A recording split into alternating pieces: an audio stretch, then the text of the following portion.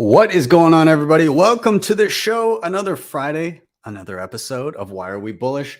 We got a killer panel today. Very excited for all these gentlemen to join me. This will be gooder. Stick around. I hope you're all having a good week. As always, if you haven't already, actually, I should say again, this is live. Anything can happen. So, of course, I defer to my good friend Bill here. We'll do it live. Okay. We'll do it live. Fuck it. Do it live. I'll write it and we'll do it live. And thing sucks. If you have not already, please do like, subscribe, share. All those things super important. They help get this show in front of more eyeballs. And I am Ben with the BTC Sessions. This is your daily session.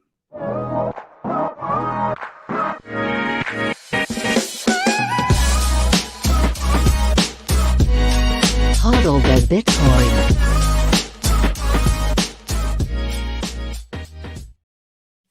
I always love watching the people backstage that haven't been on the show yet when they see the Bill O'Reilly clip, because I get to watch their expression of like, whoa.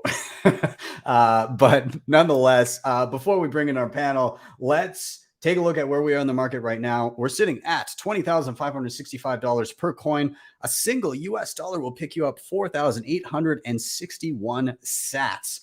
90.81% of all Bitcoin have been mined. And in terms of fees, 11 sats per byte for next block. If you're willing to wait around an hour or so, 1 or 2 sats should probably do ya. Shout out to sponsors of the show, Shakepay.com if you're in Canada. Easy way to stack sats. E-transfers in and out, no deposit or withdrawal fees, thin spread.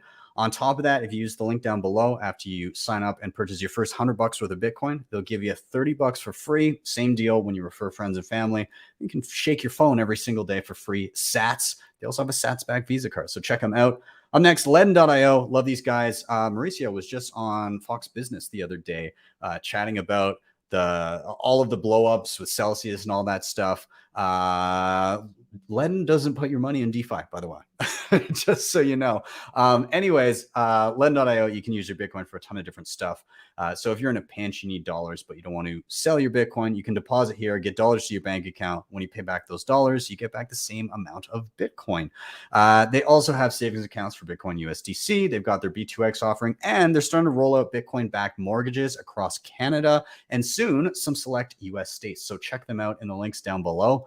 Bitrefill helps me a ton in living on Bitcoin, which I've been doing for some time now. You can pick up gift cards, anything that your little heart desires with Bitcoin, both on-chain and Lightning Network. You earn sats back as you shop. You can get more sats back with the referral program. And if you're in the US, they've begun rolling out bill payments so they can help you get on that Bitcoin standard. Check them out down below.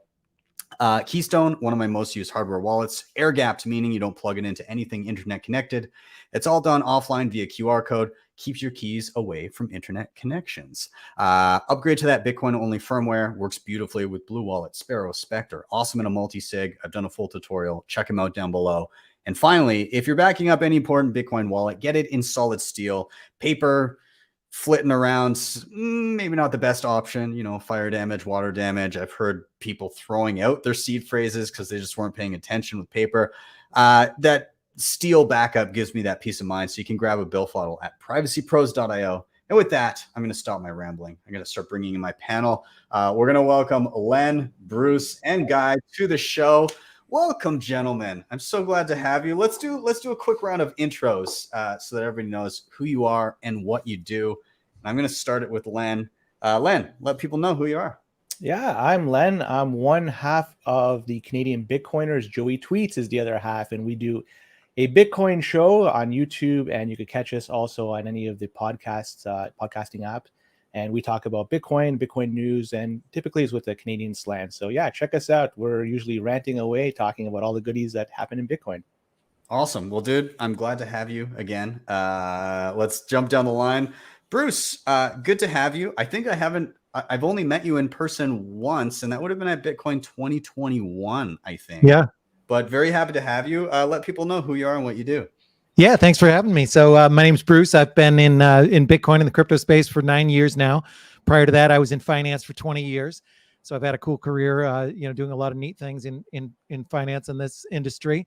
And I host the Satoshi Roundtable, which is a well-known event. I've been an active investor. And then most recently, I decided to run for United States Senate representing New Hampshire, which is where I live. So that's been keeping me busy lately. I'm impressed that you had time to come here, but I appreciate it nonetheless. Yeah, welcome to the show. Guy, I think just dropped out because he's having audio issues, but we know who he is. I'll give him a glowing endorsement. Guy Swann is the voice of Bitcoin.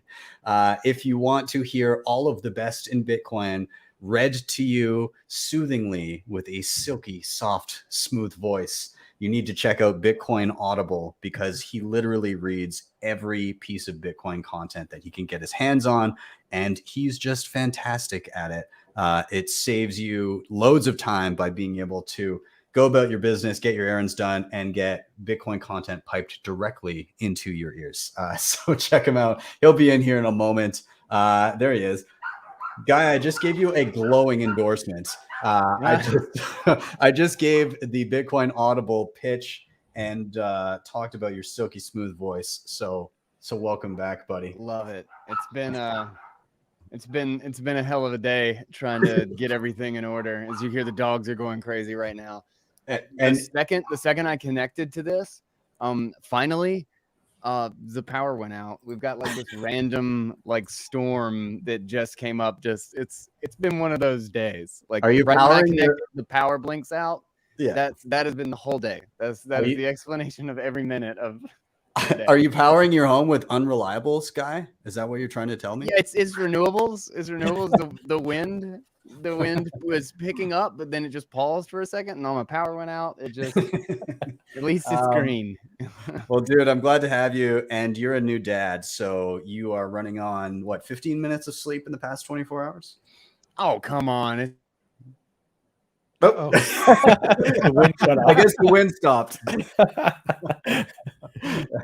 That's all right. Perfect timing. It'll be intermittent, but nonetheless, there's a second guy popping in. We guessed that the wind stopped just there, but Listen, guys, this is just going to be really unreliable for a little bit here. But I am working on 18 minutes of sleep, so don't undercut me with 15. There we go. Okay, we're gonna be all right. Well, gentlemen, I'm glad to have you all. Everybody watching, if you're unfamiliar, this is Why Are We Bullish? Really simple premise to the show. We go by the 3 R's. Number 1, somebody's going to drop a reason why they're bullish. Number 2, we're all going to riff on that reason together. And number 3, we're going to rotate to the next person until we each get a turn. Really simple. I'm going to get us started today. And the reason I'm bullish, and everybody is always like, how are you going to do this show in a bear market? Well, I'm bullish because of wind. No, because of Bitcoin not having a lender of last resort. And this is something that I think we've seen in the past couple of years. A lot of people come into the space, maybe from an institutional background, and assume that they can kind of treat the space as they treated traditional kind of fiat, the fiat world, we'll say, but the traditional kind of lending, leveraging, no consequence, I'll get bailed out if things go sideways kind of mentality of legacy finance. And I think Bitcoin kind of throws a wrench in that. One, from its volatility, but 2, just there's not going to be bailouts for these types of things. Like when people go and they over leverage themselves and they do stupid things, they play stupid games and they win stupid prizes. Well, I mean, we're kind of seeing the consequences of this, and we're seeing like the extremes of a free market play out, right? We're seeing people that have traditionally been babysat and kind of funneled into, hey, put your money here, put your money here. We'll protect you. We'll prevent you from doing certain things. And then if anything still goes wrong, there'll be a bailout if you're big enough. And we're seeing the inverse of that with kind of the fallout from Terra Luna the contagion with things like Celsius, the Three Arrows Capital, and kind of the things that are starting to splinter out into the greater ecosystem, there's not going to be bailouts for these people. They're going to have to just eke out being able to stay solvent or fail. And I think in the end, that's going to hopefully, and there's still a lot of people left to understand Bitcoin and kind of come to the space as a whole, but the people that were involved in any of these things, they're going to learn some hard lessons that you typically don't get when you're dealing with the legacy financial system. You don't learn those hard lessons of what risk actually is. And a lot of people are being exposed to that now.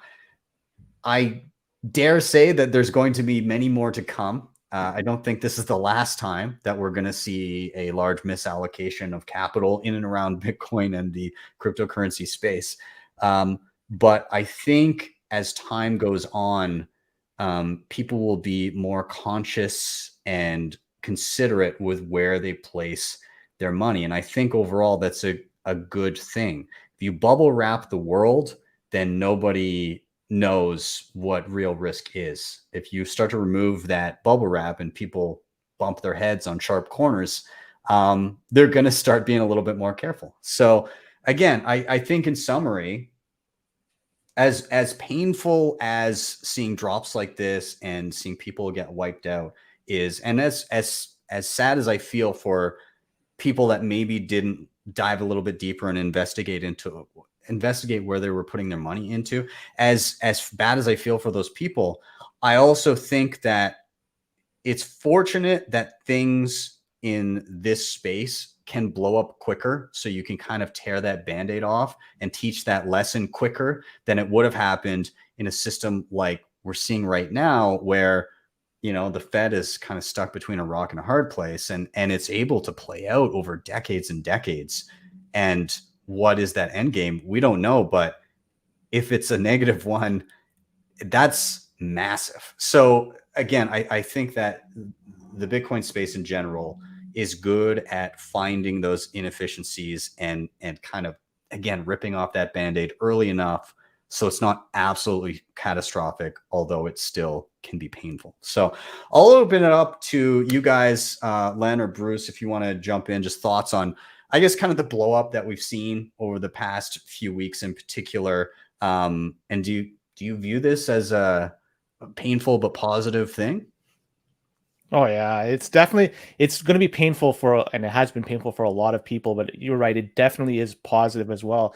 It's going to shine a light on what it is Bitcoin truly is, and it goes to show you that the mentality with Bitcoin, it's not for living for the present, but living for the future. You're saving, you're trying to think long term rather than the short term gains that you get with DeFi. There are right now a lot of bag holders out there, and there's going to be a lot more bag holders moving forward too. But it's not going to be just limited to DeFi. It's also going to be partially to the traditional financing world. Ultimately, we're all bag holders when it comes to being servants of our central banks. So that's another thing to consider, is that we're essentially bag holders in that regard. But I'm going to go back. The mentality does change with Bitcoin. When these people hopefully will understand Bitcoin is something that is much more long term, and investing in it there's sound money here. The network is secure. You're not going to get rich right away. You come in for, at least hopefully you come in with an idea there may be number go up mentality, but you stay for the long term because of the fundamentals. Bitcoin provides so much strong fundamentals in comparison to the other shitcoins, or in comparison to shitcoins out there. And I'm hopeful that the people that are just wondering what the hell just happened to their wealth and anything they had invested in Luna, in Celsius and everything else, they realize that shit, I should have put it in Bitcoin instead, because they'd be sitting pretty. Even though the price is down, one Bitcoin is always going to be one Bitcoin. Bruce, how about you? What's your feeling on kind of the blow up we've seen recently? Do you see it as a negative, a positive? Yeah, I think it's a healthy thing. That it's sad, of course, and it's you know, the world is tough and nature is tough and markets are tough. and there's going to be losses no matter what. And what we see in our space is with relatively little outside interference and regulation, because it's global and because it's not as regulated as the traditional markets. And there's certainly no things like bailouts. I like what you mentioned about bailouts. In the legacy world, if you fail and do stupid things, you get you get bailed out, and that's a terrible moral hazard, and it's a terrible economic policy. But in Bitcoin, and the broader, these other coins as well, where you see these huge catastrophic losses and failures, it's just sort of like buyer beware, and it's a more open market. And I actually like that. I think it's a great way to self-regulate. The government hasn't been able to prevent anybody from getting crypto losses, but what has prevented people is learning from bad experiences. If you had a perfect legal get out of jail free card, and you could issue the kind of white papers that were issued in 2016, nobody would buy those. They've learned their lesson, because their cousin Tony, lost his life savings on it. And so people say, gee, I'm not going to put $100 million in an ERC20 token that's a gift certificate to a store nobody wants to shop at. So people learn. And that's a great way. That's a very, very healthy thing for the markets. You don't need, the government involved, or you don't need. Len mentioned he was going to mention Elizabeth Warren. I'll beat you to the punch. Elizabeth Warren gave $800 billion of taxpayer money to crony bankers in the TARP bailout in 2008. And that was the world record up until a couple of years ago. Now they've far eclipsed that with trillions and trillions that they've given to cronies. And that doesn't happen in our space. And it can't happen with sound money, because nobody would rightfully give up their Bitcoin. Can you imagine if this was, fully mature, and there was some sort of Fed who had to come and say, hey, can we have some of your Bitcoin to bail out Luna? It would never happen. Nobody would give their Bitcoin. Not a single Bitcoin would be given to that. So projects that are supposed to fail. And that's the way it should be. And that's what I wish would have happened in 2008 and all these other times when the government has been meddling in things. It's a healthier market. Yeah, absolutely. I got to give a shout out to somebody in the chat here. iCust007. I am part of the plebe that's been hurting because I didn't learn about Bitcoin fast enough. And again, that's super shitty, man. I feel for you, and I hopefully it wasn't too big of a loss, but consider this to be a very early and potentially not too expensive in the grand scheme of things lesson, so that you can start building a solid base and move forward with those lessons, so that you don't make the same mistakes again. I still think we're very, very early in the life cycle of Bitcoin and the growth of Bitcoin as the world starts to understand what it can offer. So you still have a unique opportunity to kind of get in at this early point and start to utilize Bitcoin to improve your life. But yeah, it can be tough when you build something and you realize it was illusory and it kind of disappears because not your keys, not your coins. So hopefully, again, in watching various content, learning like real life experience through those losses, those lessons, they build character and they build people that make better decisions. So again, wishing you the best, man. But I'll toss it to a guy here. I'm sure you caught a little bit of that, but what's your thoughts on kind of the bloodbath that we've been seeing, all of the implosions or impending implosions, and do you view them as a long-term good thing? Do you think they're negative? Do you think we'll see them again? I think we'll inevitably see them again. I think it's just kind of the nature of this space and the transition out of fiat into Bitcoin. Like the shift from a fiat monetary mindset to a sound money mindset is going to be horrible. Like it's essentially a collective identity crisis in a sense, right? We have all treated and valued our lives incorrectly, our time incorrectly. And just like it's a very enlightening and often painful experience for all of the individual Bitcoiners, well, extrapolate that over, billions of people, and that's the next 10 years. It's going to be a rough ride, and it's going to come with a lot of mess. It's going to come with a lot of crypto nonsense and, attempt to take the financialization of the fiat, the gambling of Wall Street, and redo this, recreate it in a digital space. I don't think this is quite over, but the beautiful thing is the whole purpose of a free market and the purpose of a sound money is that behavior gets punished. Is that when you fractional reserve, you go out of business. And we don't get to clean house of those terrible behaviors, of that irresponsibility, of the insolvency, unless we have days like today, unless we have weeks like this week. It never goes away if you don't wipe it out. And that's why I think these are great times. You know, a strong economy is built in a recession. A recession when a recession happens, when a correction happens, is you get rid of the fat. You get rid of all the crap that you knew you didn't really need or wasn't really doing anything for you, but you hung on to it because it was just easier to just let things skate by. You know, if we had actually just let the 2008 crash happen and let everybody go out of business, the economy would have recovered.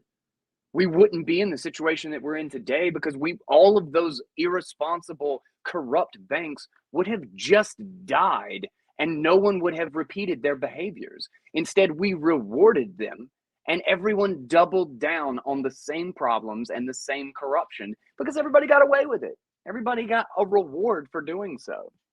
The fact that we have these moments in Bitcoin is proof that we're actually going to beat them. That we'll actually build a robust economy that cannot get out of balance because the price will correct and everything will adjust. And it will be bloody and it will hurt really bad during those times, but it will be exactly why we beat them. Because we have real prices, we have a real market. And then lastly, Bitcoiners are built in a bear market. Everybody's happy and everybody can believe whatever stupid shit they want to believe when there's green candles everywhere. You can convince anybody of anything if it's nothing but green candles. But you give them 10 red candles in a row and the weak bitches will run screaming. The sad people with no conviction will sell, and you'll find the real Bitcoiners. And the people who are on the verge of being Bitcoiners will wake up to wake up to understanding exactly why Bitcoin is the way it is.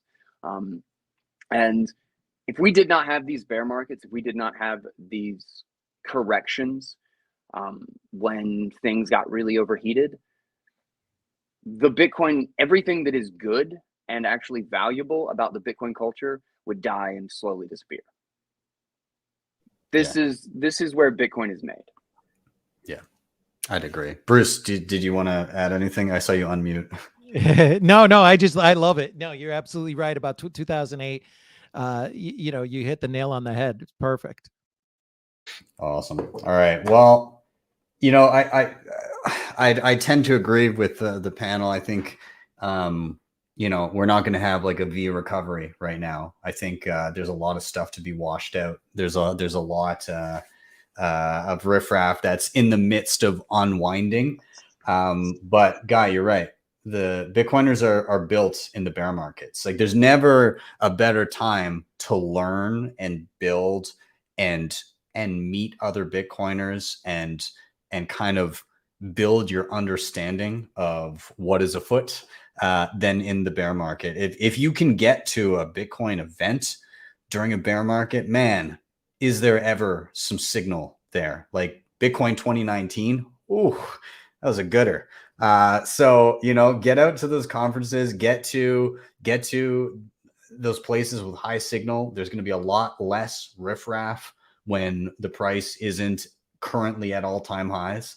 And you can learn a lot and you can build that solid foundation of knowledge well before the majority of your friends and family end up getting all of a sudden interested again when there's nothing but green candles. So use this time, everybody. With that, let's do a little bit of a rotation here. I'm just going to pull up a couple comments that I saw. I wonder if the day that bloodbaths decrease in size, it will be a tipping point for adoption. I mean, I'd say at that point the adoption has already happened. If the bloodbaths start to recede, it's because so many people have recognized the value of Bitcoin that they're not opting out for other things when things go sideways. So yeah. Also, Dan Helios wanted to let Guy know that your hair is fine. You're you're doing some maintenance there, so I guess he just wanted to let you know, man. Yeah, so let's do a rotation here. I'm gonna toss it to Len, and Len, you are up. You get to enlighten people. Why are you bullish this week? Go ahead. All right. So why am I bullish? Well, it's Bitcoin mining, and anyone knows me, I love Bitcoin mining, and this is the backbone of the internet, of the Bitcoin network. And specifically, what makes me bullish about it is the new and innovative ways that people and companies are mining Bitcoin and tapping into new and unused resources. And this kind of leads me to the World Bank. And you might be asking yourself, isn't the World Bank, along with the BIS and the IMF, part of the financial Three Stooges? Hell yeah, they are. But they also signed, the World Bank did, they signed an agreement with the country of Oman just a couple of weeks ago. And this agreement stipulated that Oman will end the routine of flaring gas by 2030. So in just a few short years, 8 short years, they're going to stop the practice of flaring gas. And is this a victory by the World Bank? I think that they would think so, but it would be short-lived. And in my head, I have these images that they were celebrating, partying up, Dom Perignon, caviar, shit that they have fully stocked for just about any of their team meetings. But these celebrations, they must have been short-lived. And the reason being is Oman reached out to a company called Crusoe Energy. And who is Crusoe Energy? Well, they're a US firm that their expertise is turning flared gas into Bitcoin. And this is through combustion in generators with ASIC miners plugged into them. And this news to me is absolutely incredible that the World Bank is responsible for this Trojan horse to open up the door for Bitcoin mining to take place in the seemingly, like from the seemingly wasteful gas in a region that wastes this gas en masse. I want to talk briefly about Oman. They are, if you look at the rankings for oil production, they're ranked number 21, so they're 21st in the world. And so you wouldn't be mistaking them with the Kingdom of Saudi Arabia when it comes to oil production, but they're still no slouch. And another country that's not a slouch, and number 8 on that list of oil production, is the United Arab Emirates. And the UAE also has allowed Crusoe Energy to give them the green light to set up shop in their country. That's incredible. Sadly, I don't think the World Bank was involved with that, but it's a marriage made in heaven, but it's still going to be good to see what happens moving forward. And if you take a step back and you look at the Middle East and North African region, this area, which they call the MENA, it's responsible for over 38% of global flaring in 2020. That's a significant amount of energy that's being wasted by countries like Iran, Iraq, UAE, Kuwait, Libya, and a whole bunch of other countries. It's a lot of gas out there that could potentially be monetized by Bitcoin mining. And in turn, this is going to further strengthen the Bitcoin network. And remember, this is at a time where we have companies in North America that are being publicly shamed by politicians. I got one right here.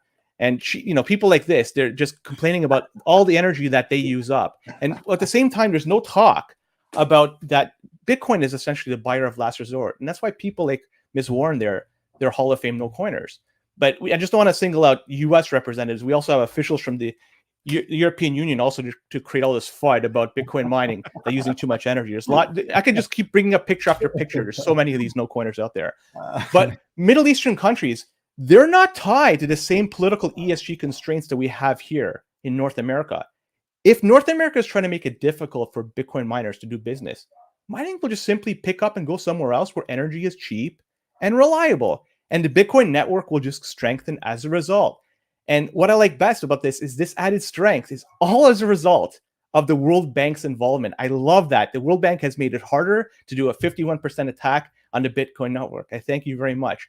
It's an absolute incredible turn of events. And if I ever do decide to splurge some money, and the first bottle of Dom Perignon, I'm going to dedicate it to you, to the World Bank. I also dedicate it to Elizabeth Warren and Christine Lagarde. But there's so much energy out there that we could monetize, make the Bitcoin network stronger. That's what makes me bullish.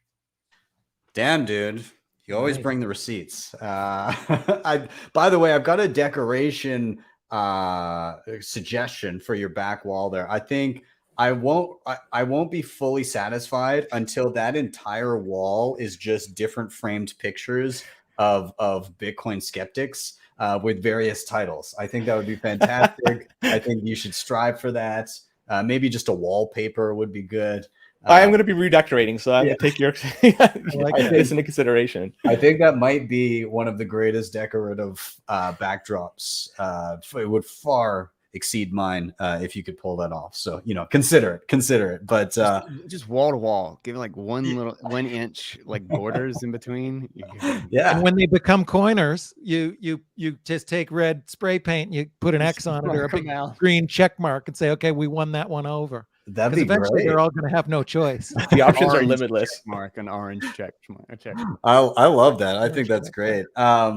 It's super interesting to see the differing approaches to mining and also like looking at it globally. Like, so for instance, I was talking to you before the show and we saw Washington State, I believe, impose a 30% tax on Bitcoin miners buying energy from the grid. Which is hilarious because like, first of all, anybody who buys that energy, if their reasoning was we don't want emissions, anybody buying that energy from the grid, it's the same mix, same energy mix of where that, like how that energy was created. So regardless of who buys it, it's still going to be the same, like green to non-green energy mix. On top of that, when you don't sell it, it still gets produced. You've just got to offload or just like waste that energy. So it doesn't make sense. And not only that, but when they prevent those miners from buying that energy, perhaps in a state that maybe has a more sustainable mix of power, those miners don't stop mining Bitcoin. They're going to move somewhere where it's cheaper for them to do so. And so those ASICs are just going to move somewhere, maybe within the US or perhaps to another country. We literally just watched this play out in China. No more mining. Okay, cool. Everybody just relocated. Within 6 months, the hash rate was back at all-time highs. And then still there was a bunch of miners that were just like, they're still in China. They're just not. That was about to bring that up. I was like, there's still 20% is estimated. 20% of the hash power is still just in China, just chilling. Like, yeah, it's like people don't understand that this is a global market, and so when you ban it in one location, it doesn't prevent that thing from taking place. It just reallocates it, and it may reallocate it to a place where they're using a coal plant. So, like, if you want to reduce them, if that's your actual goal, you want to reduce emissions and you want to have a clean energy mix, then have your grid support a clean energy mix and then incentivize people to use that power. Because if they don't, these non-location specific entities like Bitcoin miners are going to migrate elsewhere, and they're going to cause more emissions than locally if you're able to provide quote unquote green energy at a discount. So it is funny to see. I think, you know, we saw another headline earlier today. We see Russia, their third largest Russian oil company, has partnered with Bitriver to mine Bitcoin. And again, like in terms of what mining is actually doing in terms of emissions, I mean, a lot of the times, especially with these oil and gas wells, I mean, flared methane is 80 times worse than flared CO2. And if you can have somebody come and capture that methane and utilize it and convert it to CO2 as a buyer of last resort, that's a massive thing. And so when you're talking about Oman and the UAE and all of these places that may be implementing that and actually capturing that methane and utilizing it to secure a network that vastly improves the efficiency of our financial system globally, that's a massive win on all fronts. And it just seems like it hasn't clued in for some people. But I guess the free market will help them understand that over time. But I'll open it up to everybody. I think whoever. Crusoe Energy is going to be big specifically because of this, because Exxon is using them in North Dakota right now for the exact same reasons, to meet environmental regulations. And what's crazy is that there is enough flared methane. I saw somebody had an estimate that there was enough flared methane in the world that if it was all simply used to power the Bitcoin network would have 3 times the hash rate that it currently has. Awesome. Just flared methane that is being Wow. thrown away. It's $0 energy. That's great. Incredible. Bruce, did you want to tag in here anything that you found I interesting? love this Oman story, and I love the UAE. You know, we're going to do the Satoshi Roundtable this year in the UAE for the first time. My wife and I used to live there. We lived in the UAE and we lived in Saudi Arabia. So it's a really important part of the world to me and our life. And, you know, we have a great, you know, cultural and social connection to the region. And it's really, really important. It's important to the world. You know, it's a very, very important place. It's, you know, throughout human history, the Middle East has been very important. Unfortunately, in recent decades, it's known for conflict and things like that. But, you know, over time, it's always been an incredible trading route. You know, Silk Road went through the Middle East. It's Saudi Arabia is home to the most holy sites for 2 billion people. It's an important place in the world. And we've had, you know, very sadly, the conflict we've had in recent decades should be unusual. You know, we had better relations with a lot of the countries there. We had, you know, really good. It was interesting. Our first partnership with Saudi Arabia was us and them versus communism. You know, and I think that this kind of centralized authority, what you see in China, is a bad worldview. And I'd like to see us band together. I would love to see the United States have better relationships with the Middle East. And I think, you know, of course, I'd like to see the Middle East become more free. And, you know, they made incredible improvements in many, many ways and in many countries. But, you know, Bitcoin is a really, really good way to do that. You know, if you can separate money and state and have a more sound form of money, you know, that is the root of kind of everything. And interestingly, one topic that I'm super interested in is Islamic finance and Bitcoin, because I believe that, you know, and there's Islamic scholars and others who also believe that, you know, Bitcoin is sort of, you know, the perfect money, and that fiat, all the great religions, you know, Islam, Judaism, Christianity, all believe that fiat is bad, and they all kind of ignore it. You know, even very, very religious people in the Middle East who are very, very strict about anything else, and then they go ahead and use these pegged currencies which are pegged to the dollar, and we all know that the dollar is a scam, and it's against their own religion, against other religions. So, you know, I'm very fascinated by this unfolding. I think that we're going to see some exciting stories out of this part of the world, and because of the wealth is really, really, really significant when some of these you know, they know how to build, they know how to do infrastructure, they have lots and lots and lots of capital. So it's quite a different thing than what you see in Latin America and some other exciting, you know, it's great to see what, you know, some aspects of what's going on in El Salvador, but, you know, Middle East is the 9 million pound gorilla for the global economy, and the energy and everything else that plays into that. I think it's super exciting. So I think that's a huge story, and I think it's awesome. Yes, super interesting. When are you doing your Satoshi Roundtable? It's in February. Oh, so at 2023. Okay, Yeah. awesome. Yeah. I did have an Is it invite that to the far last out? one, but I couldn't make it. But I'd like to. Is it Dubai or where? Yeah, it'll be in Dubai. Yeah. Awesome. Yeah. I went there last October. Tone Vase had Understanding Bitcoin there. Yep. And so I led a couple sessions there, which was a lot of fun. It was cool to see. I had never been. I didn't realize that most people don't like walk during the day on the street. So I'm walking around being like, where the hell is everybody, sweating my ass off like an idiot? I didn't realize there's like tunnels and connections and stuff that you can get around with. So it was hot, but yeah, no, it was awesome and really, really, really cool to see. So yeah, awesome. Well, maybe I'll take you up on that. But Yeah, cool. Awesome.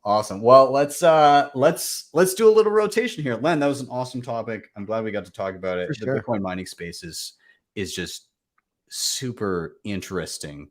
And I think in the end, it'll be either Bitcoin miners become energy companies or energy companies become Bitcoin miners, but the two are going to mesh in some way, shape, or form. So I think I'll give a prediction on that. I think miners are going to, there will be a bigger group of miners going to energy production than energy producers going to miners, for the simple fact that the energy sector itself is so misallocated.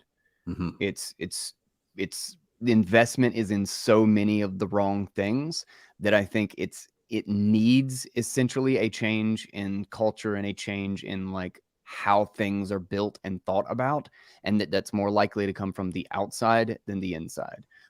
Maybe it's like a 50%, I mean a 60%, 40%. I don't really know, but I kind of feel like, I don't know, Bitcoiners build stuff, and I don't see it being a great leap to creating our own energy.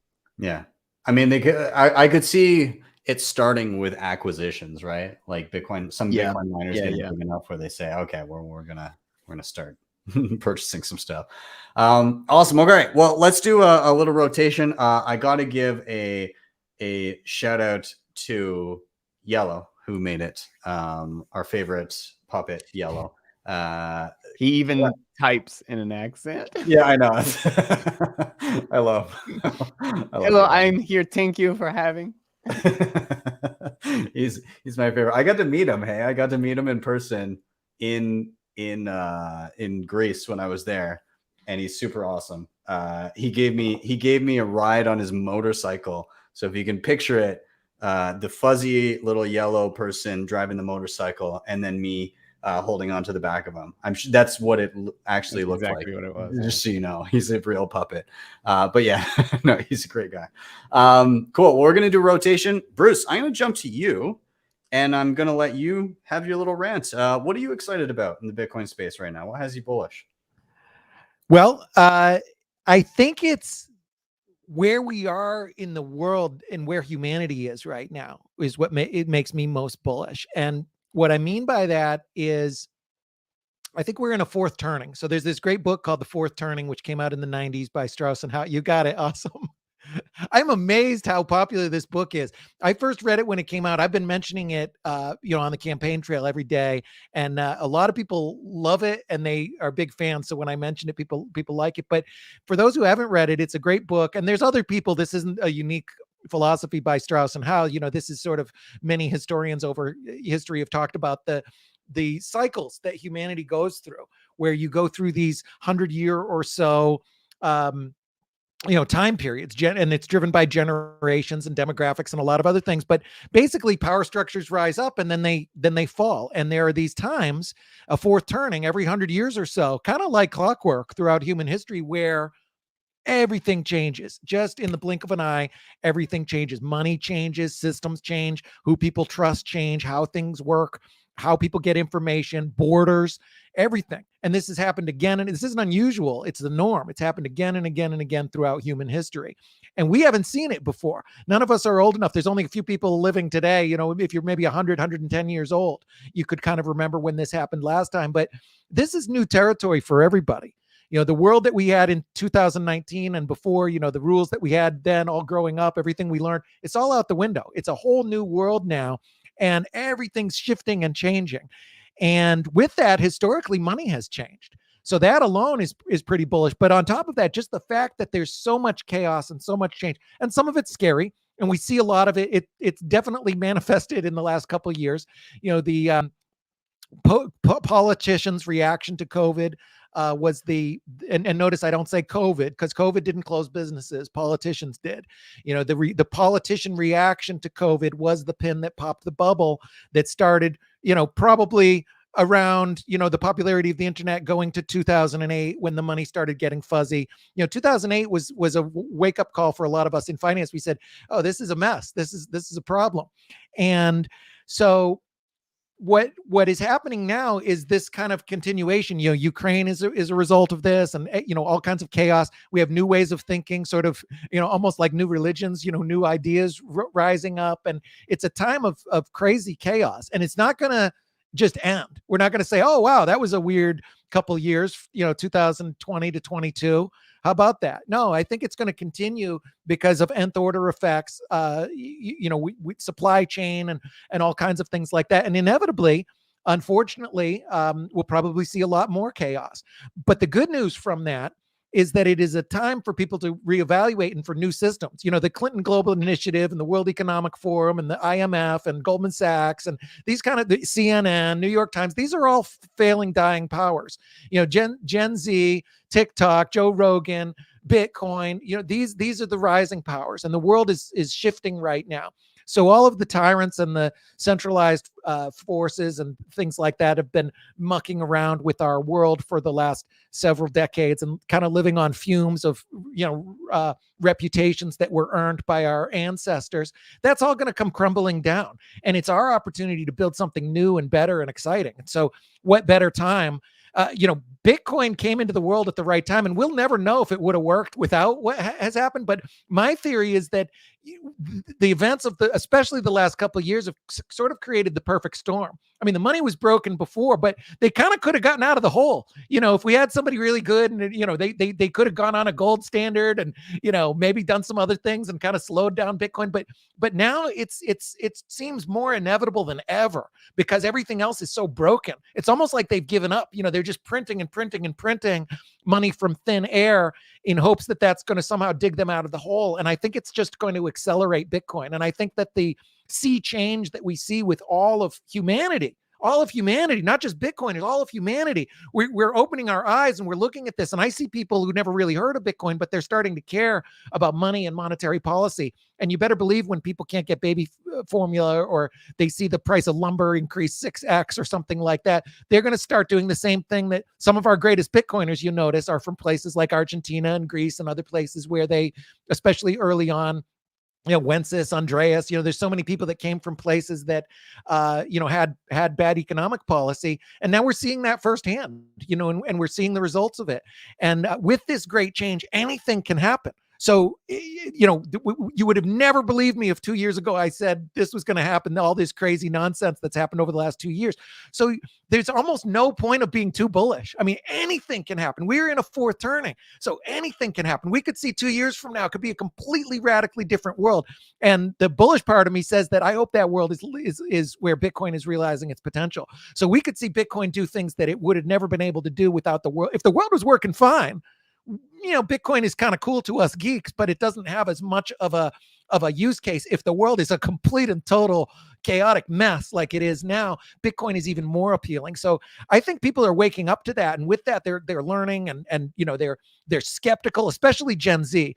Gen Z just doesn't believe anything. There's no way they're going to grow up and be like, oh yes, I'm going to listen to the World Economic Forum and the IMF. They're just not going to. Those institutions are dead, just like CNN and New York Times and everything else.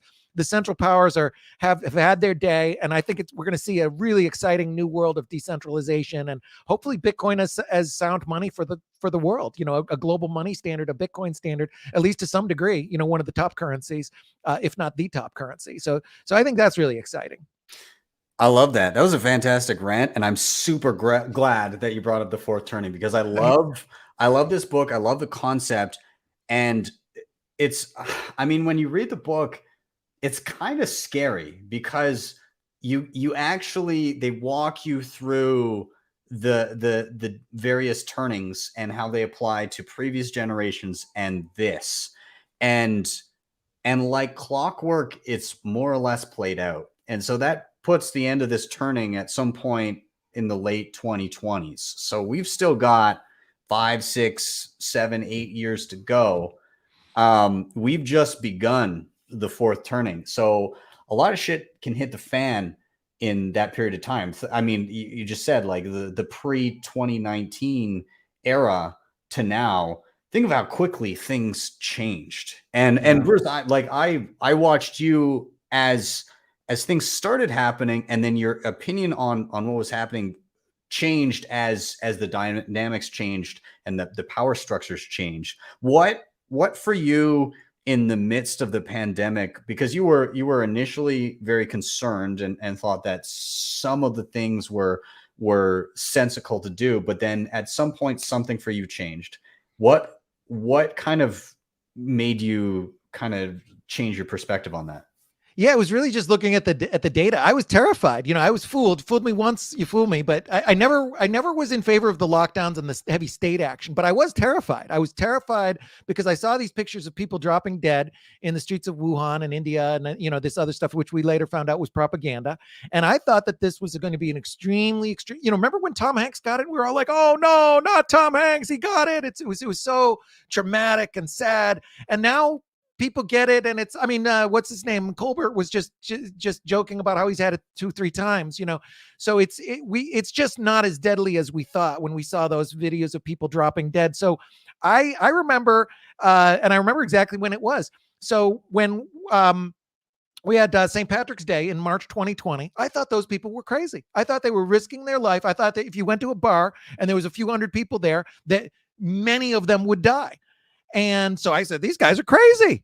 And then it only took 2 weeks because they told us it was 2 weeks. And I said, well, 2 weeks, we're going to see what happens. 2 weeks later, they weren't all in the hospital. And so by early as early April, and I remember it was around like April 7th or something like that. That's when you started seeing people getting arrested. You started seeing people, outside. They're saying you got to wear a mask outside. I'm like, wait a minute. I've been following this stuff since January, and I thought I was, doing the right thing to protect my family and everything. I'm listening to all these clowns at the WHO and, scientists and all of this. And, I was very concerned. And then their predictions of doom and gloom just didn't happen. And then meanwhile, you had this huge increase of authoritarianism, which I'm always very, very cautious of. So those two factors. And then, by the time most people were just sort of hearing about it, because I was pretty early, I was already against these, the heavy-handed state action I've been against from day one. It was never, ever no matter how deadly something is, it's never the proper role of the state to tell people what to do. If it has a 90% death rate, believe me, government doesn't need to tell anybody. I'd be staying at home. I would have never left my home. If all those people, if you did have people at a St. Patrick's Day party where, a third of them are dying, nobody'd ever go out again. But that just wasn't the case. So they kind of hoodwinked us, and there was a lot of propaganda around. And then, I'm always very cautious of state power. I think that it was important to call that out early because state power is a really, really dangerous thing. Governments have killed 300 million of their own people in the last century, and they killed, many, many millions of other people as well. And they also, cage people and steal their property and all kinds of other horrible things. So government is like Ebola Zaire. Government is one of the most deadly pathogens in the world. So we've got to really, really, cut that down and limit that, however we can. So yeah, I was afraid of the virus, but then I just pretty quickly adjusted my information once I saw that it just isn't. And I don't mean to downplay it because people have died, but it just wasn't anywhere near as deadly as we originally thought. And it's interesting, again, in the context of the fourth turning that you bring up, they make very clear that in the fourth turning, there's always a crisis that causes that. Basically, there's a huge response to it, and that basically rolls over society to some new paradigm where everybody basically resets society, and we kind of start anew, hopefully in a positive light. And initially, a lot of people thought, well, COVID is going to be our catalyst, our crisis. I don't think that's the crisis. I think, as you kind of alluded to, it's the response to COVID that exacerbated the true crisis, which is, in my opinion, monetary in nature. And we're starting to see that shit hit the fan, right? We're seeing record inflation, which, how do you stop that without imploding the global financial system? And so and we've still got some runway, right? Like this is not even that bad yet. The fourth turning is interesting. There's another thing that they I think they got a little optimistic towards the end, and because of their optimism, they missed some calls, right? So they, like, one of the things in reading it near the end, they're like, oh, in the fourth turning, if we want things to turn out good, then you're going to see people that are starting to, and it's like the generation, like, I guess my kind of millennial generation would be pushing for greater morals. that's just definitely not what we've seen.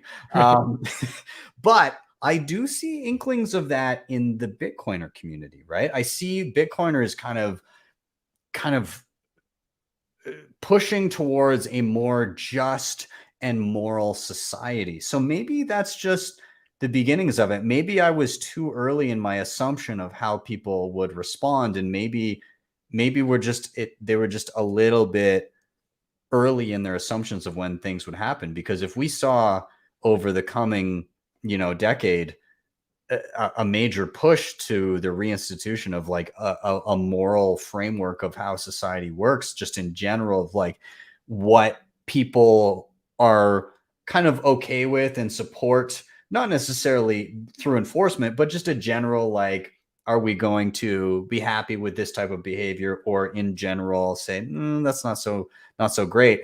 I'm starting to see inklings of that. So my initial read was that it was a miss, but that may not be the case in through the end of the 2020s. So I don't know. Like, maybe I'll jump to Guy here.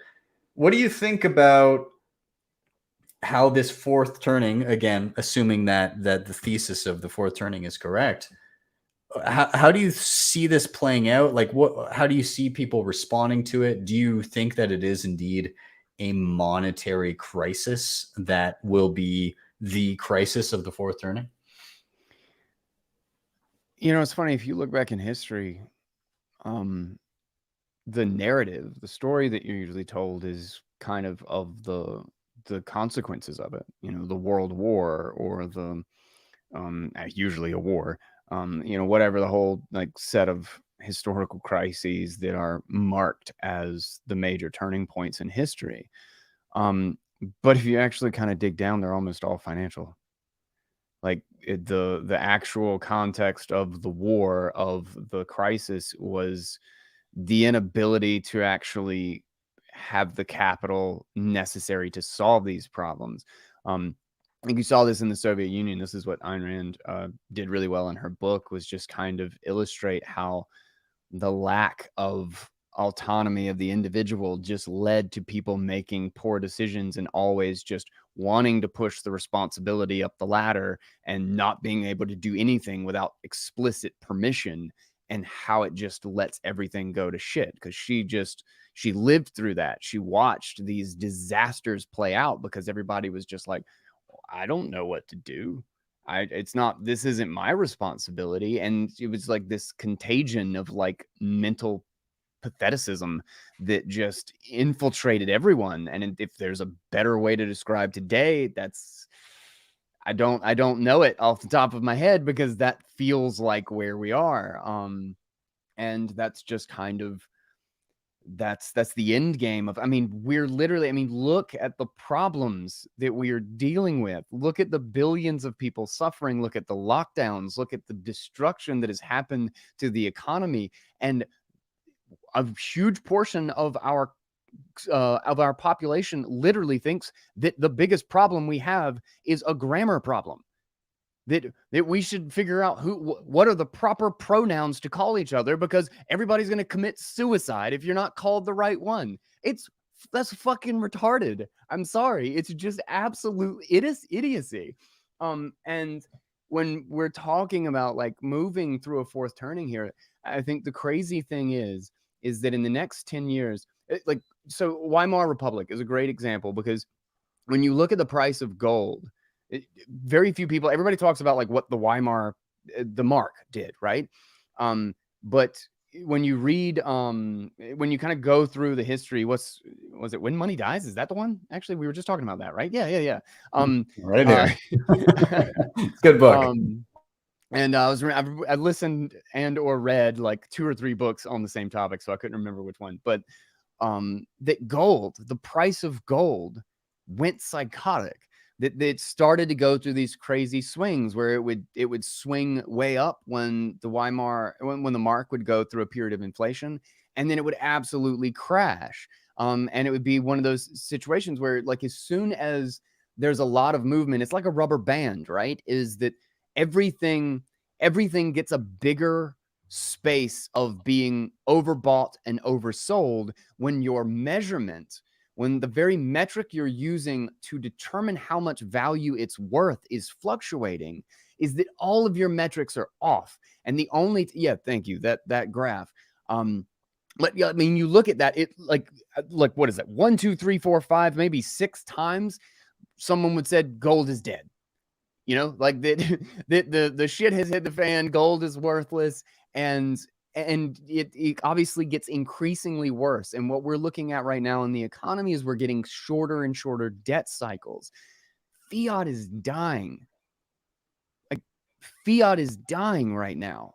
And that's what we're watching. The entire Western world is experiencing 8 to 10% government measured inflation, probably 10 to 20% real inflation. All the modern economies are experiencing that. And look at what's happening to everything that's less than the modern economy. Look at all the second and third world countries and what they're dealing with. Money is falling apart as a system. It was broken, and we've basically pushed it to its ends. And now we're in this situation where the 2 largest central banks in the world, the ECB and the Federal Reserve, are stuck in a place where they can make 2 decisions. They can send us into hyperinflation, or they can send us into a depression. That's not a good decision to have to make. I mean, it's their fault. They're the ones who led us here for their own profit and their own benefit and their own power during this whole thing. So, you know, I hope that I can't wait until they die. It'll be great. But when you experience that amount of monetary turmoil and the political turmoil and the war that will inevitably, that has arisen from this, the crazy government responses and attempts to grasp onto their power, and their narrative is falling apart. As crazy as a lot of the people seem, what's funny is that the reason a lot of people seem crazy is because there are a lot of people who see it as crazy. That's actually a good sign. It's when nobody notices the crazy that things are really bad. Yeah. When the crazy is being openly talked about and challenged and ratioed, you're actually in a pretty decent spot. It feels nuts, but your trend is in your direction. And I think that's where we are in this whole mess right now. There is this corner that is building its way out of it. Like, I think the pieces of the solution exist. Bitcoin is going to benefit greatly from the monetary chaos. It will be crazy. It'll be like gold. It'll be like Bitcoin has been in the past. It'll 10x and 80% down, whatever. Like, I don't think that's done for any of the foreseeable future. Bitcoin is still Bitcoin. But if you've got a little bit of conviction and you can stand back and look at the big picture, there are opportunities. There's a new world being built. Yeah, I think you're right, especially in the context of people are starting to clue in. Like, even, when you have the U.S. press secretary going out and saying things like, "Oh, the economy is like better than it's been historically," and like the lived experience of individual people, and they're like, how could that possibly be a thing that came from the press secretary of the United States of America? The people start to clue into that. The gaslighting is unfathomable. It's so crazy, isn't it? It's unbelievable, and people definitely aren't buying it, right? Like that, and you're starting to see the intense pushback, because you're starting to get even networks like CNN starting to run pieces where they start to question, like, the Democrats are probably going to get trounced in the midterms. Is Biden fit to serve beyond 2024? And then the pushback from the people that are so indoctrinated that they must stay with that narrative is like, I went through a list of tweets this week when I think it was Don Lemon on CNN asked a legitimate question. Hey, is Joe Biden both physically and mentally. I can't remember the word that he used, but basically fit to serve beyond 2024. And he asked that of the press secretary, and the Twitter hate. Like, first of all, there's a bunch of people being like, I mean, that was a pretty legit question. And then there's like the far polar opposite where it's like, oh, well, clearly CNN is with its right-wing bias is, and you're like, right-wing bias for CNN. Oh my God. Who are these people? And so it's clear that there's a divide, obviously, but there's also more and more people starting to be like, people keep telling me things are fine, but they're really not fine for me. And there's something amiss here. People are waking up for sure. Yeah. I think it's clear. I just, before I'm going to get Len's thoughts on this, but I just got to give a shout out because I have to give some context to this. So there is a legendary individual, huge fan of the show. For a long time, he showed up every Friday without fail, sometimes hours in advance to view this show.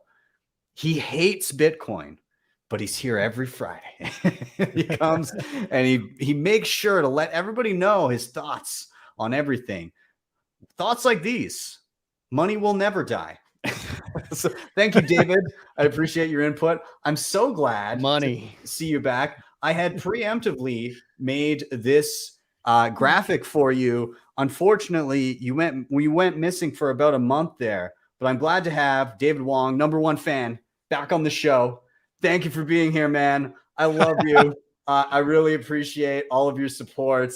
And he wants everybody to know that Bitcoin may never reattain all-time highs. So thank you for your input. I appreciate you being here, and keep coming back, man. I love you. But with that, I'm going to toss it to Len. Len, any thoughts on what has been said here so far? Yeah, so I just want to say, leading up to 1971, it was the only way to deal with anything, a war or anything. You had to fund it. You had to use bonds. You had to do taxation, something like that. But then there was a technical default in 1971. And since then, anytime that they want to do something, well, they just basically tacked on debt. And here we go. We'll just let future generations deal with it. And if you look at what happened, I mean, even up to what 1971 till now, or even before that, but North America, we have 2 Canucks here and 2 Americans. North America, we were in such a wonderful spot. Geographically, we were protected from war for the most part. We had lots of natural resources, very educated people wanting to move here from all parts of the world. We were in such a great spot. They screwed it up royally. They absolutely screwed it up. These are the people we don't need to be dealing with financial policy and essentially at a whim, one person or a few people, debasing our time, effort, everything just gone, just because they decide, oh, you know what, we're going to do something, we're going to fund our pet project and future generations will deal with it. No, that's not the way things should work. You should be dealing with what you have. That's why I like Bitcoin. It cannot be corrupted. It's essentially code.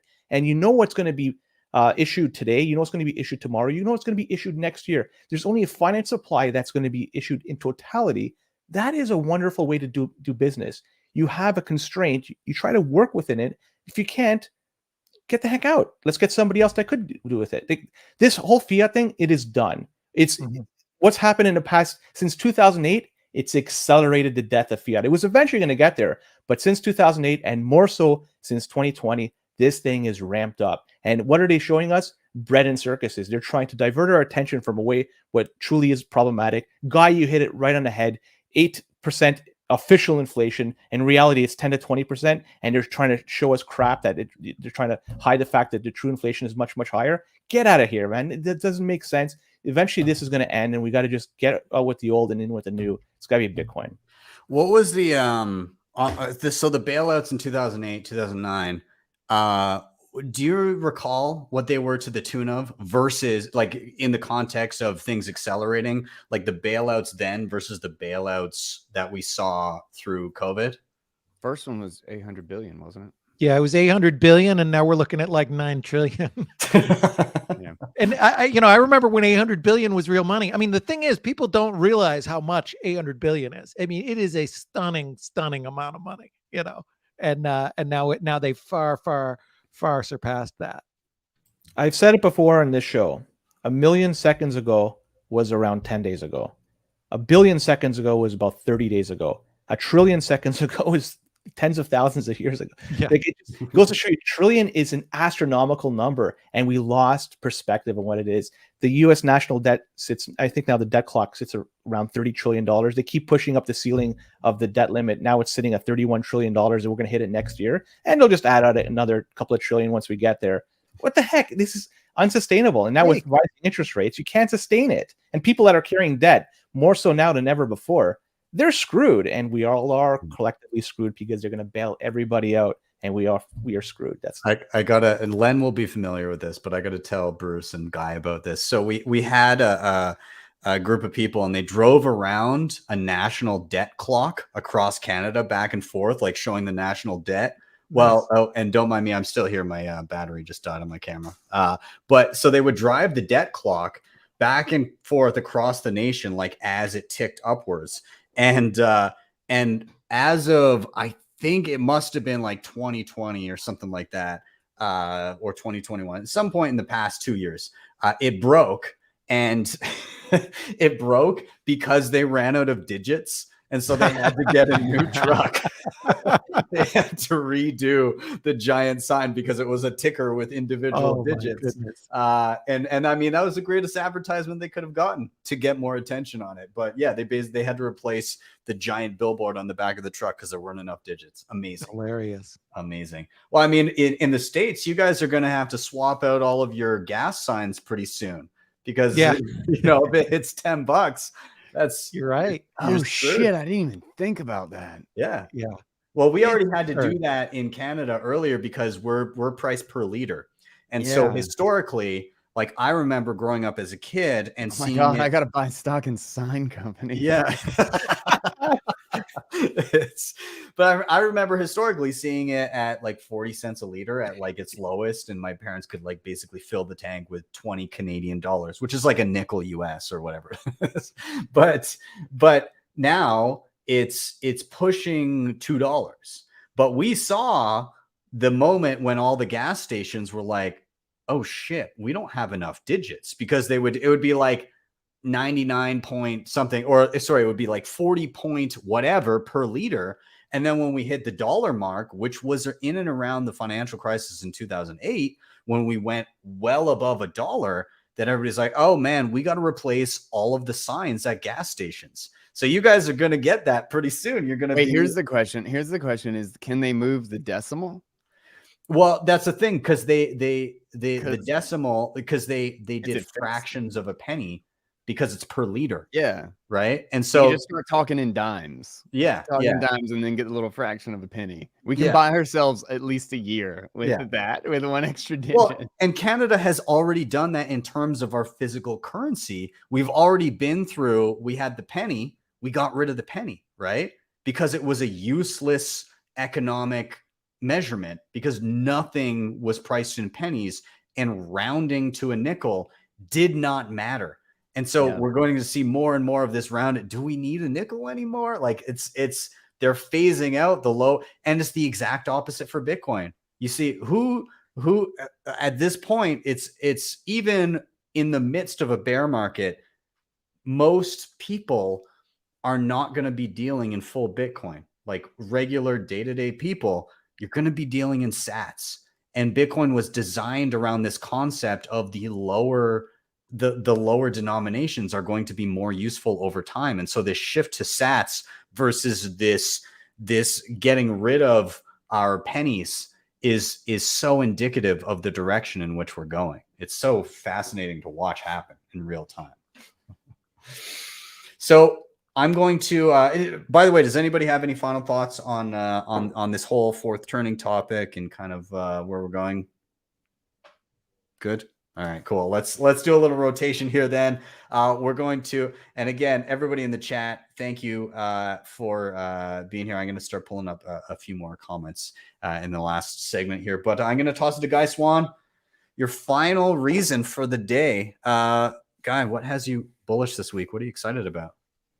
So my original thing was kind of fourth turning-esque, so I'll skip over that. What are the odds of that? Yeah. That one person has the book. We're definitely a crew of geeks. We are. It's a problem. Wear it proudly, my friend. But the other would definitely be, second in line would be the fact that I think we're entering the second stage, the second chapter of Bitcoin, so to speak. Is we're moving from Bitcoin establishing Bitcoin the asset to establishing Bitcoin the network stack, and or the protocol stack. And with Bitcoin and Lightning together, like right now as we chat here, Bitcoin is being plugged into point of sale systems in the majority of brick and mortar stores in the US.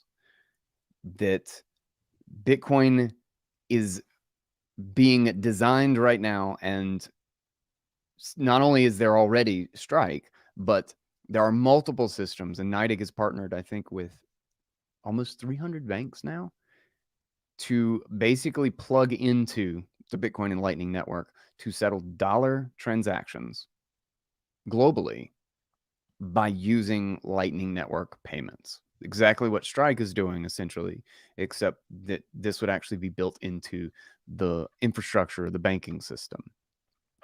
I said I had a talk at the Bitcoin Day conference in Charlotte, and they did not have a podium.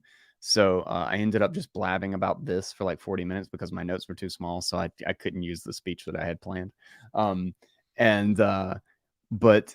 one of the things that I had been thinking about was that, you know, when the dot-com bubble blew up, there was it was this shift when people realized that the internet wasn't going anywhere. There were a lot of people who thought, like, you know, its promise was oversold, like all of this stuff. And everybody was like, it's no longer the thing because, you know, people, you know, somebody bought pets.com for $100 million and there was no company. You know, like everybody thought that like the gig was kind of up, but they all knew that Bitcoin, that the internet was here to stay, that there was something here. It had kind of reached that phase where the internet was a permanent thing. And most people don't know, but there was actually an infrastructure boom that continued for a year and a half, almost 2 years. It continued into 2001. And while retail was convinced that like, oh, the internet thing had passed, the infrastructure was expanding such that it was the most exciting infrastructure to invest in, period. They knew the gig was not up. That's where I think we are in Bitcoin right now. I think we just broke into the 2000s when we're comparing it to the internet. Bitcoin is about to become the medium of exchange network that's standardized and that's open to the entire globe. All those banking systems in all the smaller countries that do not have a standardized interoperable banking system, that have, you know, written their own code and their own system and has never been plugged into Swift, they're going to show up for the first time on the global stage because they use Bitcoin and Lightning. Nice. Bitcoin is about to, with Taro, with Lightning Network, with Synonym, with TBD, I think in the next year to 2 years, I think in the next year, we'll probably see a lot of the beta versions of these things, the alpha and beta versions of what will basically make 80% of the crypto space redundant. Make it clear that they never needed a token and that all you need to build a decentralized social network is to have a decentralized way to sustain the infrastructure, to sustain the servers, which just means you need a payment system, which means you need Lightning. And with all of that together, I think the next 2 years are going to be the most exciting regarding what is being built in Bitcoin. And we're going to I think we've kind of lost the connection between the hype cycles and the halving cycle. You know, when you go from 1.5% inflation to 0.8% inflation or new supply, it's not really a big hit to the market. That doesn't like, that's not a massive change to the supply. You go to 50 Bitcoin to 25 Bitcoin, that makes way more sense that the cycles are stuck to the supply side of the equation. The supply side is much less a part of this right now. I think it matters much less than it did in the previous halvings. I kind of think this is going to be short-lived. I'm not betting on the fact, like I'm just going to stack. I'm just stacking, you know, like I always do. So this is not a price prediction, but in the sense of what's happening in the infrastructure, I don't think any of that stuff's going to slow down. I think fiat is going to reach the end of long distance fees stage that the internet did to the phone and communications networks. And suddenly dollars are going to move around the world. Rubles are going to move around the world. Yuan are going to move around the world frictionless and instantly and for almost no cost. And nobody's really going to know what the hell happened. It's just going to start working better. Mhm. And it's because all of that liquidity is on the Bitcoin network. All of that liquidity is in Lightning channels. And that is going to make the next run when we find a level, when the weak hands leave and the Bitcoiners build and there's a native social network protocol and we start moving into the next phase of this thing, I think the next bull run is going to be fucking crazy. Yeah, I'd echo that. And it's interesting. I was reading about, there's a thread earlier this week. I can't remember who by, but again, kind of outlining the benefits of Taro to people in various countries around the world, and how people that are in whether it be like dollarized nations where they don't have access to banking, so on and so forth, or perhaps they have a local currency but still banking is difficult. You can't interact economically with people outside of your region. Well, I mean, you can simply have a Taro enabled Lightning wallet, and you can either as an individual receiving funds, you can receive quote unquote dollars or whatever your local currency is. You can basically receive a fiat currency and not have the sender know whether you're receiving directly in Bitcoin or whether you're receiving fiat. And all of this, by the way, with sats as like the backing to it, like you're receiving sats, but then when it lands, it ends up being, okay, well, this is it converts to your local currency or whatever you need. And same on the way out. You could have a dollar balance and be paying somebody, and you're paying somebody and you don't know whether they're going to be receiving dollars or sats or whatever it may be, but you're able to just seamlessly interact. I find that very interesting. And Guy, I really like what you said in regards to it's going to take like 80% of the stuff that's out there right now. Oh, hey, we don't actually need some of these things. We don't need a token for this and that and the other thing. And all of these things are possible. And the reason I bring this up, and I think Guy just swapped to another, but nonetheless, I'll keep talking. One of the interesting things here is that there was a segment the other day, and somebody clipped it up, put it on Twitter, but it was effectively that it was Mark Andreessen. He was in an interview, and somebody asked him to basically pitch him a Web3 use case, and he was talking about podcasts. He's talking about podcasts and receiving micropayments and trying to pitch Web3 for that purpose. And the guy was like, well, why do you need like a Web3 token for that? To give me and he found it difficult to articulate what he was trying to say. And I was watching the thing, screaming at the screen saying, I'm already doing this without Web3 tokens. And so I just wanted to really quickly show this is my Lightning node. And these are individual transactions by the minute of, you know, whatever number of sats, 119 sats in this instance, like by the minute coming into my Lightning node. Here's a slew of them for 24 or 23 sats, whatever it may be. And it just kind of keeps going. 107 sats, 99 sats. You know what these are? These are individual people listening to my podcast, paying per minute directly to my Lightning node. It's great. And this is like That thing right there on the shelf behind me is the infrastructure necessary for this to happen. So I was able to take my own Bitcoin, it's a Raspberry Pi computer in a case, plug it in. I have a full Bitcoin node, which gives me basically all of the information of every Bitcoin transaction that has ever taken place, as well as the rules that govern the network. On top of that, there's a stack of my Lightning node. And with that, I've taken my own Bitcoin and established liquidity to people around the globe, that effectively, like, so we can send and receive payments. And I've used different things. I like that guy's in his car right now, but I'll keep going. So I've established my own liquidity. So I've gotten inbound channels and outbound channels and all these different things. And I'm able to receive individual minute by minute transactions as people listen to what will be literally this. There will be people listening to this right now, paying per minute direct to my Lightning node. I can get an app. So I did a full tutorial on Zeus. Zeus can connect to my own, to that box right there.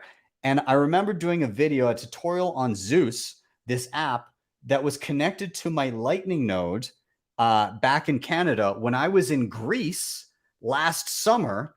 And I was receiving payments from, I don't know where in the world, of somebody listening minute to minute, relaying those payments to my node in Canada, instantly accessible from an app on my phone in Greece. And I was able to make purchases and spend that Bitcoin freely on the other side of the globe from my node and probably from the person making the payment. And that's massive. And we don't need another token for that. It's possible right now because it's happening right now. I just showed you the live feed of streaming payments for fractions of a penny coming into my node. It's astounding. And I can't wait for that infrastructure to be thrust in front of people's eyes and people go, oh my God, I didn't know that was possible. And it's already happening. So again, I love this topic. I'll toss it to I'll toss it to Len first, and then we'll go to Bruce. So Len, any thoughts on Guy's topic, on Lightning in general, on the infrastructure being built in the midst of the bear? Isn't podcasting 2.0 wonderful? It just shows you that the whole system works perfectly without a shitcoin. It just works well on a layer 2 system. And if you look at the amount of Bitcoin that has been allocated on Lightning, it is still at approximately a record high. I think it's a little over 4,000. I think the numbers. Yeah, I was about to there. say it hit a record high not too long ago in Bitcoin terms. Yeah, and it's still being added. And there's also there's a couple of different people trying to measure it. It's hard to, but I think Anthony Roning is trying to get like the best estimate that he possibly can of how many private channels there are, because there's a lot of private nodes and private channels. It's the last estimate I saw was up to a third. So if you've got 4,000 Bitcoin, if that estimate is accurate, it's actually like maybe 5,200.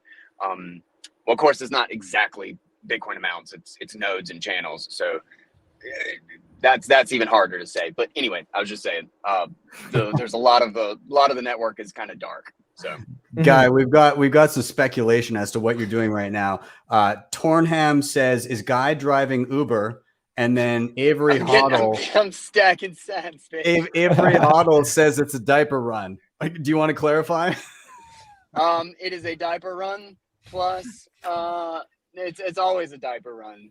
A bag of diapers an hour is our rate right now. Picking up some food before these sons of bitches close, because I forgot how easy it was to go bullish for an hour and a half or 2 hours.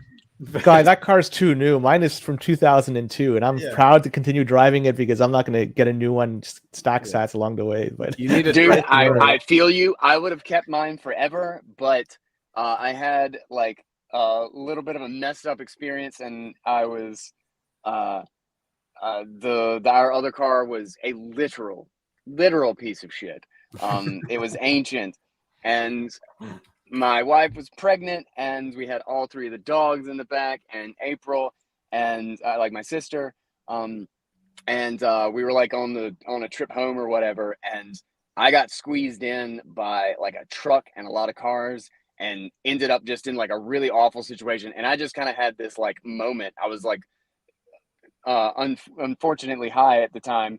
But I had this like I had this moment where I was like, this is everything that I love and care about in the world, and this is in the biggest piece of shit car. Like, I have put their lives in the hands of this thing, and I was like, yep, nope. And it was like the next week we went out. I was like, fuck it, I'm getting debt, low interest debt, while the interest rates are still manageable, and we're getting a new car. So that's the only reason we have this thing. But you are correct. Isn't that funny? Regular people shame each other for not having a nice car. Bitcoiners shame each other for having a nice car. He's like, what are you doing with that nice car? What are you doing? Okay, What are you doing? What are you going buying new shoes for? I didn't just go buy a car that was nice. I love the status symbol in our communities that we all wear t-shirts and oh man, I was on getting our haircuts. Free shirts from me always. I love yours, by the way. My favorite restaurant that I've never eaten at. Shout out to Tahini's. Yeah, right. I know Ali is legendary. I also in the context of Bitcoiners being not spending their stack. I was on Simply Bitcoin the other day, and Phil had just moved, but you know the meme of chairs are a scam. Anyways, he was sitting on a trash can during the show. It was perfect. I think it was fantastic. But yeah, I do love the meme of Bitcoiners being just so tight with money. It's so fantastic and such the antithesis of fiat culture. And guys struggle between like building a family and making sure that they're comfortable and spending money is such a beautiful like painting of that. You know, as long as you're doing right by your family, you know, like those expenditures I think are worth it. So I think you're okay, man. You getting your family safely from A to B. It's okay. I as a Bitcoiner, I do bless that transaction as a good one. But Bruce, I'm going to toss it to you. Thoughts on Guy's topic on Lightning, on things being built during the bear. What are your feelings? Well, I love it. I mean, it's so exciting to see the building on Lightning. I mean, it's just really cool, and you illustrated it perfectly. You know, you don't need a lot of these other coins for this kind of stuff. You know, just the foundation of Bitcoin is so strong, and it's so. I think it's the ultimate cypherpunk project. And you know, these ideals of decentralization and not having anybody in charge. I mean, there's so many revolutionary things about Bitcoin that just change everything in how our world works. So it's inevitable that it's going to replace, you know, money, and then a lot of things that go with money, like Swift. Swift is not exactly money. It's just a clunky, stupid thing that they didn't have anything better to do to move money around. And it's gone. I mean, it's toast. It's toast. I knew that before the Lightning Network, before it was even invented. It was just as clear as day that, you know, there's just no way. And there's a lot of things like that in our world that it's just inevitable to be replaced. So I think it's just a super exciting time to be alive, and it's really cool to be in this space. Yeah, it's staggering, some of the things that have been done, and the bear markets are when the greatest innovation comes, right? Like everybody's asleep. The people that were outside of the space have no idea what's going on. As Bitcoiners, you get to be around, experience it, see it happening, see the world at large, not have a clue what's going on. And then the next bull run comes, the next hype cycle comes, and everybody's like, the new narrative is like, oh, this is here, this works. And so it was interesting this time around, because like 2017, the number one concern was scaling. And it's funny because there was still remnants of this bull run. There's still like the remnants of people being like, oh, well, Bitcoin can't scale. And you're like, dude, I'm receiving microtransactions from my podcast. What are you talking about? And so like it's going to take time to shift. I have no doubt that next bull run, if somebody says something like Bitcoin doesn't scale, people will laugh them out of the room, because it will be just so blatantly obvious. I think the next turnaround is going to be Bitcoin privacy. And I'm very excited on that front, in that in 2017, kind of when it hit a fever pitch, especially early 2017, we had no scaling on Bitcoin. There was nothing on chain to make things more efficient. There was no layer 2 to make things more efficient. Fast forward 5 years, we've got SegWit on chain, we've got Taproot on chain, and we've got the Lightning Network, which potentially scales to millions of transactions per second. And that just wasn't even possible at that point in time. And we had no tools from then compared to now. Compare that to privacy. Privacy, I think, is front of mind for a lot of people. A lot of people are worried that Bitcoin privacy is very bad. And on-chain, more or less, it kind of is. But we do have privacy-related tools for Bitcoin. A large plethora of them, actually, right now. And if that's front of mind, think of the progress that will be made in the subsequent 3, 4, 5 years. We'll be in an entirely different place in that period of time.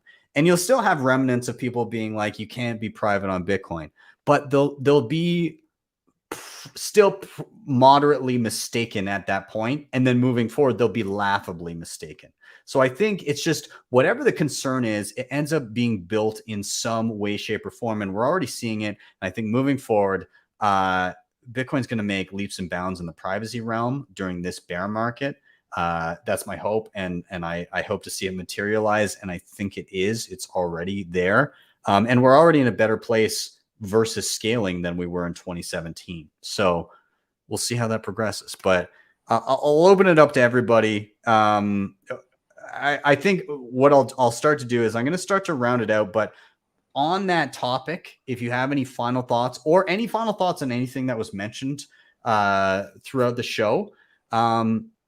And then I'm also going to give you a challenge as well. We mentioned some resources, so I'm going to throw them out right now. You can't double dip, my friends. But if you want to recommend a resource that has been helpful in your Bitcoin journey, whether it be a book, an article, a podcast, a video, anything, whatever it may be, the ones that were mentioned were The Fourth Turning from Bruce, When Money Dies. Both of these definitely worth reading. I have another recommendation. I'm not going to mention it till the end because I don't want to screw over too many people on their recommendations. If it doesn't get brought up, I'll bring it up again. But The Fourth Turning by William Strauss and Neil Howe, and When Money Dies by Adam Ferguson. The Fourth Turning is in regards to kind of the cyclical nature of humanity, how we respond to stimuli and crises and so on and so forth, and how we shape our society. When Money Dies basically goes through the conditions that led to and the results of the hyperinflation in Weimar Germany in the 1920s, I believe, and then which more or less resulted in the Second World War by the end of all of that. Or at least in part. So I'm going to jump to Len first. Dude, any final thoughts on anything mentioned throughout the episode and any recommendations for content? So for final thoughts, I'll say that there's one metric you could use to see how much we have gained in terms of steam is now Bitcoin is political. 4 years ago in 2017, it really was not talked about by political people. But now you have people running for Senate that are talking about it. You have people that are currently in Senate that are talking about it. So that goes to show you just how far we have come. It's now on the radar for a lot of these people. And there's a reason.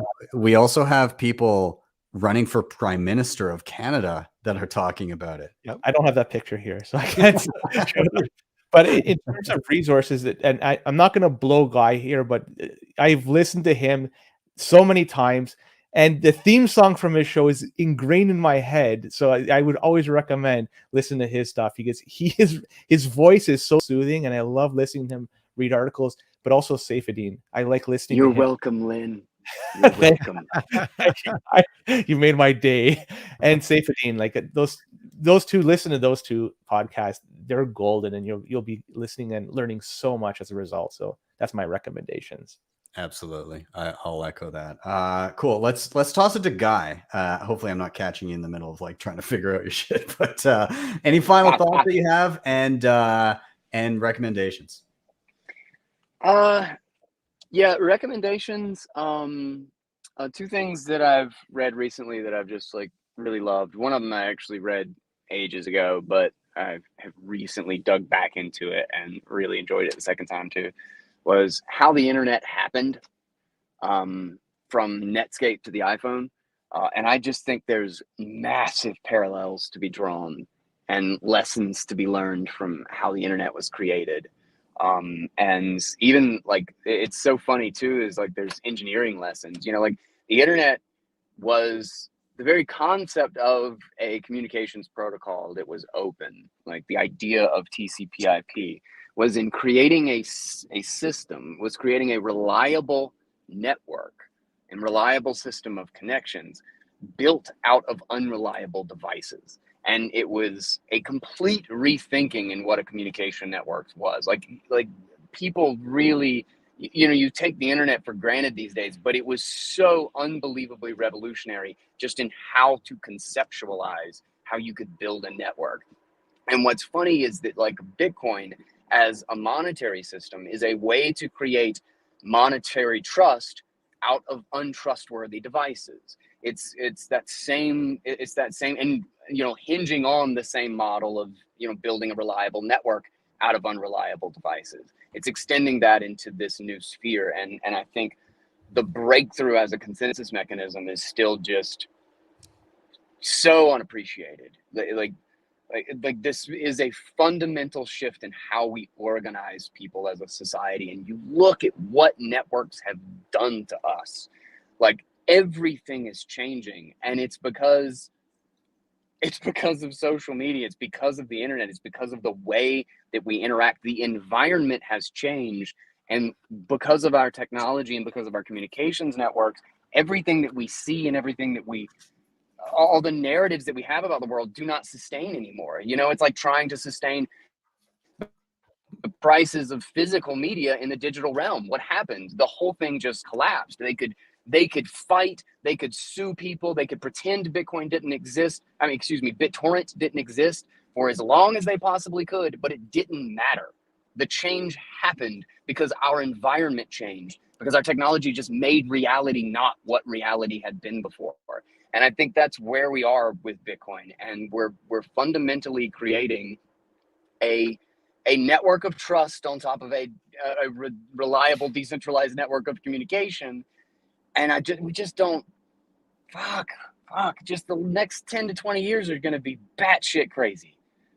And I think digging into any of the lessons of history, particularly since the internet's the only damn analogous thing that we really have. It's kind of a stroke of luck that we have one so close by that can teach us a little bit about it. And the history of BitTorrent, Simon Morris has a great series on lessons from BitTorrent.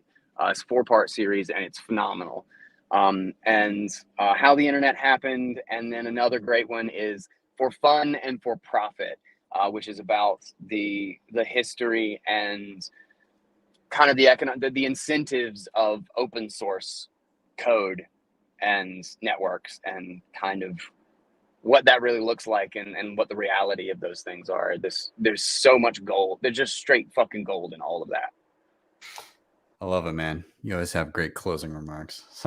And also, I got to reiterate this every time you're on the show. The most frequented Why Are We Bullish guest still holds the crown. I don't know how many times it is, but nobody holds a candle. So like 6. I've been here 6 times. I don't even know. Yeah. Awesome. Yeah. So keep it coming. Bruce, you are up, but before you're up, we have multiple requests, not only in the private chat backstage, but Yellow would like to see the Captain America shield. Yes, please. All right. I got 2 of them, if you notice, but this one's my favorite. So you got the one right there, which is the red, white, and blue classic one. But this one is my favorite because this is the one from Winter Soldier. Oh. And in Winter Soldier, he fights the government, and you can still be a patriot and fight the government. And my recommendation would be safety. And also, only real patriots are the ones who do fight the government. Sorry. Exactly. That's what you're doing. And I'm going to go with safety, and also especially the book Fiat Standard, and especially my favorite chapter in there about fiat food, because that shows that this is pervasive evil that affects everything. People are literally obese because of fiat, and that's sort of the least of the problems. People are actually dying from fiat. So you can be a patriot and still fight for what's right by fighting against the government and against tyranny. And this is my own method by running for office. And we can all do our part, because this stuff, it's actually evil. I mean, it's not just bad economics that causes people to lose money. It causes record number of people to be put in for-profit prisons. It causes death all over the world and destruction and drone bombings and everything else. It's terrible and it's evil, and its day has come. We have a better system now. We all know about it. We're at the front edge of this new system. Something new has been invented. Bitcoin isn't just a cool doohickey. It's a new invention that does things that were never possible before. And that's a really big deal. We've made better money, and that better money is good money. It's sound money, and it's not evil.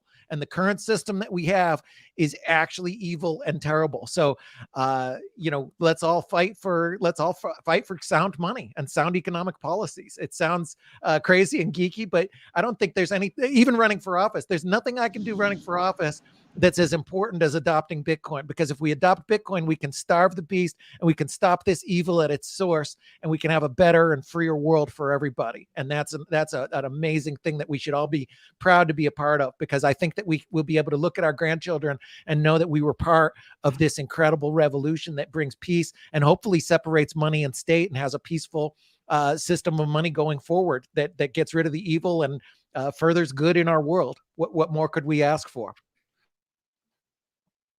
I echo that, and I think we're in the midst of that transition. It'll be a bumpy ride in between.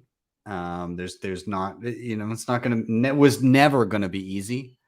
And we're going to see some of that in the coming years, but I think people that are cluing in now, people that clue in the years to come, and even the people that clue in late will still be better off because of this system. If we can manage to ensure that it takes hold and that people begin to understand what it can offer them.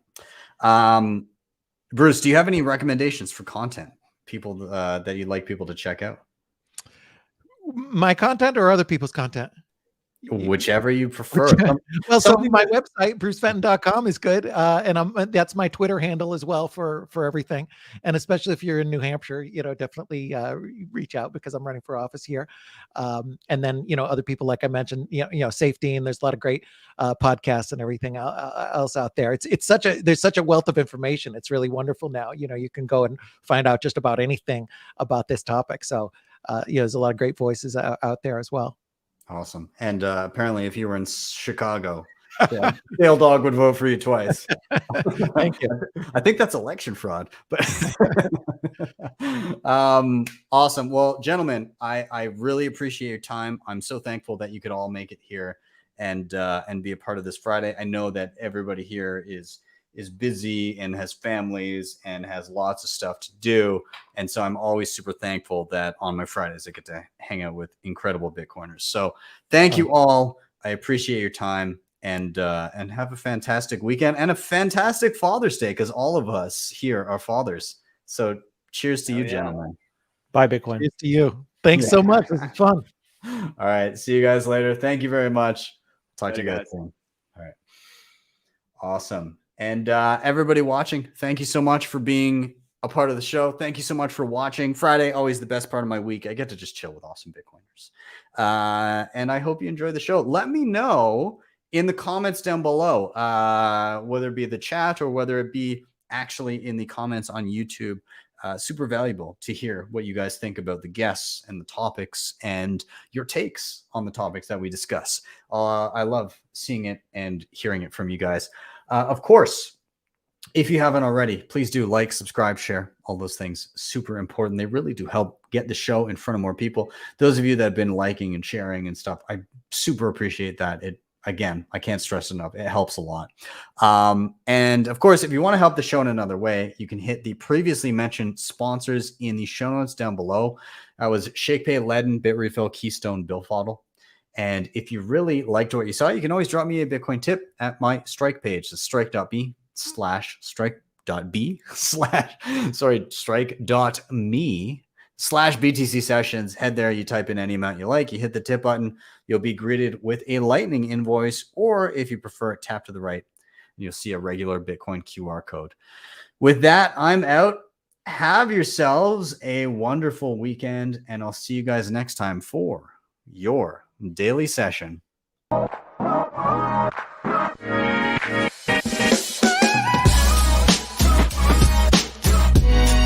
Hodl the Bitcoin.